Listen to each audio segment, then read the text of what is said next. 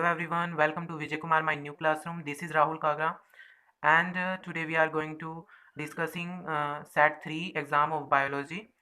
So first question देखते हैं हम. The gene CRY1AB and CRY2AB produce toxin against dash and dash respectively. देखिए cry जो gene 1 है इसमें पूछा गया है कि ये जीन दो जीन आपको दिए गए हैं, एक CRY1 और एक CRY2. अब ये किसके खिलाफ जो है टॉक्सिन प्रोड्यूस कर रहे हैं. CRY1 क्राई 1 जो जीन है वो आपका कॉर्न बोर यानी जो हम मक्का खाते हैं उसके खिलाफ जो है ये टॉक्सिन प्रोड्यूस कर रहा है. और क्राई 2 प्रोड्यूस कर रहा है कॉटन बॉल वॉर्म के लिए. जो कॉटन हमें, अगर आप गांव से हैं तो आपको पता होगा कि किस तरह जो आपने कॉटन के ऊपर एक बॉल सी होती है जिसके अंदर कॉटन उगती है, जिसके अंदर कॉटन होती है, उसके लिए, ठीक है, उसके खिलाफ टॉक्सिन प्रोड्यूस करता है. Right answer is C. Second हम देखते हैं significance of heat shock method. Bacterial transformation is facilitated. तो इसका आंसर जो है सी है. हीट शॉक जो मेथड है आप उसको देखेंगे, अगर किसी डीएनए को आप बैक्टीरियल सेल में डालते हो तो आपको कुछ पोर्स होते हैं सेल के, बैक्टीरियल की जो सेल वॉल होती है उस पर कोई पोर होते हैं. उसके लिए जो हम हीट शॉक देते हैं कि वो उसके अंदर चली जाए. तो इसका answer C is right. Third हम देखते हैं इन आरएनआई मतलब इंटरफेरेंस जो है आपका आई आरएनए इंटरफेरेंस जो आपका है, आरएनए जीन्स आर यूजिंग. इसमें क्या बोला गया है कि आरएनए में जीन जो साइलेंस किया जाता है वो किसके यूज से किया जाता है. वो कॉम्प्लीमेंट्री डीएनए आरएनए लिया जाता है. वो complementary DNA double standard DNA RNA होता है. फोर्थ क्वेश्चन हम देख लेते हैं. फोर्थ क्वेश्चन है an organism that live in on the other organism and drives nutrients for itself and expense of host organism is called dash. ये आपका parasitism आपने पढ़ा होगा तो उसमें बिल्कुल आपको बताया गया है कि देखिए जो ऑर्गेनिज्म किसी दूसरे ऑर्गेनिज्म के बॉडी पर रहकर उससे न्यूट्रिएंट प्रोवाइड करता है और उसे हम पैरासाइट कहते हैं. उसे question, if any protein encoding gene is expressed in a heterologous host is called a dash. इसका आंसर है रिकॉम्बिनेंट प्रोटीन. देखिए जब एक जीन दूसरे हेटेरोलोगस होस्ट में हम इंजेक्ट करते हैं तो वो रिकॉम्बिनेंट बनता है. और यहाँ एक कई प्रोटीन को इनकोडिंग किया जा रहा है तो यहाँ रिकॉम्बिनेंट प्रोटीन बनेगा.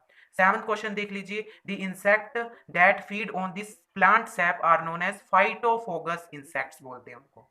जो इंसेक्ट प्लांट का सैप फीड करते हैं तो उन्हें फाइटोफोगस इंसेक्ट बोलते हैं.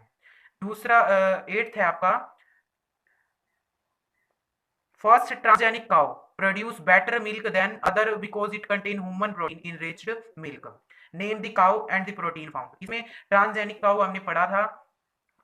इसमें देखिए काउ का नाम पूछा है और इसमें पूछा है कि वो कौन सा प्रोटीन है. देखिए काउ का नाम है रोजी और इसका प्रोटीन जो है अल्फा लैक्टोब्यूमिन जो है इसका प्रोटीन है. ये फर्स्ट जो ट्रांसजेनिक काउ है 1972 में इसको बनाया गया था इसको. और ये 2.4 पर लीटर जो है इंक्रीज करती है. दूध भी बहुत ज्यादा देती है इसमें, मतलब. अब क्वेश्चन देखिए ऐसा यानी enzyme linked immunosorbent assay. Tenth question, how proinsulin differ from insulin. पूछा है कि प्रो इंसुलिन जो है कैसे डिफरेंट है इंसुलिन से. देखते हैं. Pro insulin is a single polypeptide change of 86 amino acid. 86 amino acid की पॉलीपेप्टाइड चेंज होती है जिसके अंदर 3 पेयर ऑफ डाइसल्फाइड बॉन्ड बनते हैं. ऐसे ही इंसुलिन है. इंसुलिन के अंदर क्या होता है कि एक चेन बनती है जो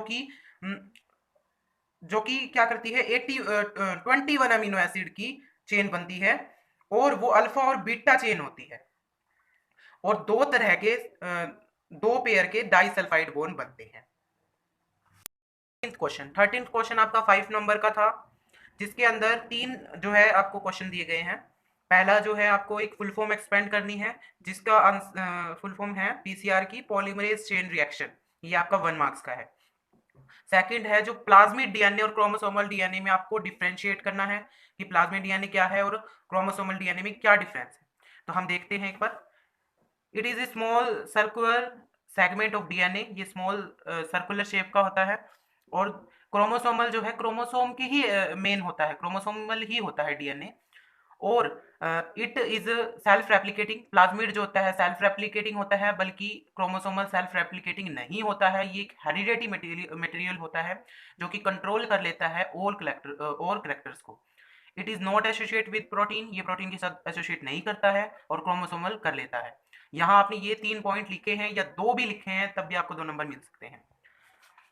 नेक्स्ट जो है आपको सी, देखिए आप, अब इसको एंडोन्यूक्लियस और एक्सोन्यूक्लियस दो तरह के आपको इन दोनों में करना है। जो रेस्ट्रिक्शन एंजाइम कटिंग करने का जो वो पार्ट है, ये उसके 2 पार्ट्स है। अब इन दोनों में हमें डिफ्रेंशिएट करना है। देखते हैं यहाँ पर, देखिए एक्सोन्यूक्लियस, एक्सोन्यूक्लियस जो है कट एंड दी, डीएनए को एंड से कट करना। एक्सो यानी एंड से कट करेंगे, और एंडो यानी मिडल से। एंडोन्यूक्लियस को हम डीएनए को जब मिडल से कट करते हैं तो एंडोन्यूक्लियस बोलते हैं, और एंड से कट करेंगे तो एक्सोन्यूक्लियस बोलेंगे। Exonuclease does not need any palindromic किसी सीक्वेंस की जरूरत नहीं होती है।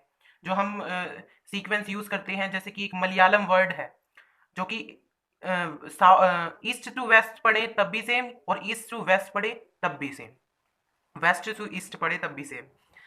और इसमें endonuclease need specific palindromic series, एक इसमें स्पेसिफिक सीरीज होती है जो कि मैंने आपको बताया मलयालम जैसे, और एक ही वर्ड जो या तो आप इधर से पढ़े या फिर आप इधर से पढ़े सेम होंगे।